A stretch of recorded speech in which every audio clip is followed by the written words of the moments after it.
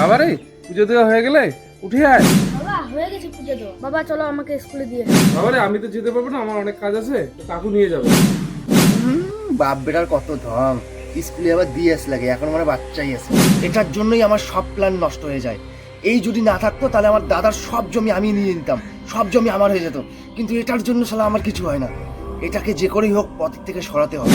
ভাই রে, তোর ভাইস থাকে না, একটু স্কুলে দিয়ে আয়। হ্যাঁ ঠিক আছে, চলো। রাস্তা, তুই এখানে দাঁড়া, আমি তোর জন্য খাওয়ার কিছু নিয়ে আসি।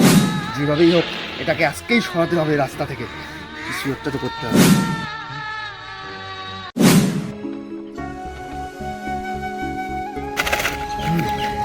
সব ব্যবস্থা করা হয়ে গেছে, সাপও মরবে, লাঠিও ভাঙবে না। এই নাও রাস্তা। জয় শ্রীকৃষ্ণ। রাস্তা, তুই ওদের সাথে স্কুলে যা, আর একটু পরেই রেজাল্ট চলে আসবে আমার কাছে। যাই দাদার কাছে গিয়ে কথাটা জানাই দেই যে তোমার ছেলে আর নেই। জয় শ্রীকৃষ্ণ, জয় শ্রীকৃষ্ণ।